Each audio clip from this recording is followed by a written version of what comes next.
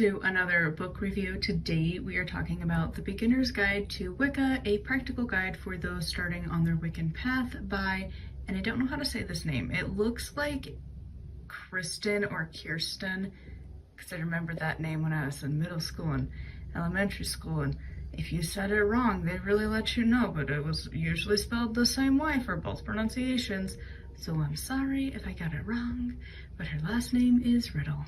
So this book is an introduction to modern eclectic Wicca. It covers the brief areas that you'd kind of expect, you know, like kitchen magic, wheel of the year, herbs, trees, tools, the goddess, the god, the moon, and so on. I gave this book a 2 out of 5 star. So first of all, some of the information is just wrong, and it's not the end of the world wrong, but it's the little things, and it's like, could we just stop? Like, on page 6, sometimes referred to as the oldest religion, Wicca or witchcraft as it is commonly called, has been around for centuries, passed down through families who shared their knowledge and experience. I mean, technically, but also you're stretching that truth and ignoring other parts of it.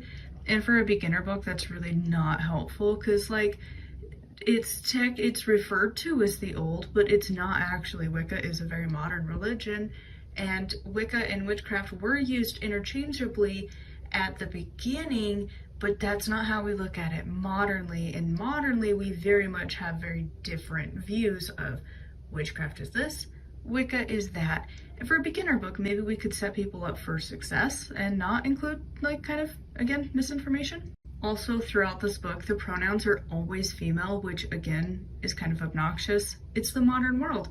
Male witches, non-binary witches exist. We could include them. It is not that hard to have like neutral pronouns or just none. Refer to the reader as you. It's easy. It's also very light on the information that is given, and it really is only there as like a super brief introduction. And like, you definitely have to seek out more information if you want to learn actually the stuff. Like, it's, I don't say this lightly, but it does have that same like fluffy vibe of like, there is zero depth to this at all. And like, it's just there is just like to get you kind of started with very little help on how to do that. And again, there's a lot of stuff that really I don't like. Like, pretty early on, there was a lot of stuff that I was taking so many notes that I was like, you know what, I don't like this book, so I don't need to write down everything.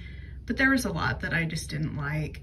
For instance, like, follow your intuition and feel free to start there and work backward. By the way, walking backward in magical terms is called widdershins and is used in many protection spells. And like, again, it's one of those like, technically, kind of, but it's not walking backward, like, I don't know, and maybe it's black and white thinking, but I'm like picturing like, are you literally walking your circle backwards, or are you just walking counterclockwise? Because that description could be misinterpreted as like, do you literally have to walk backwards? Like, if you're new to witchcraft, you might think that's part of the deal, because certain things you do have to do that kind of weird stuff. In Ryan Smith's book, like, there's like specific things that you have to do for like his Norse tradition that is kind of weird like that, and it does matter. So it's, I don't know. And then like, a true witch would never do anything that would harm or manipulate another person. No, a Wiccan wouldn't, but a witch, 100%, yeah. There's a lot of witches that are down for gray or completely dark magic. That's cool. They're down for that. Wicca, no.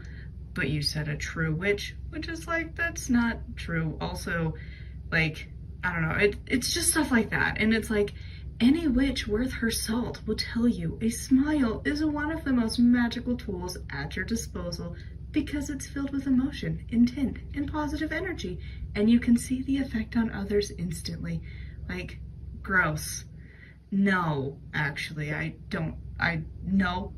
I guess I'm not a witch worth her salt, because no, that's just called being polite. And also apparently is a very like American and maybe Canadian thing.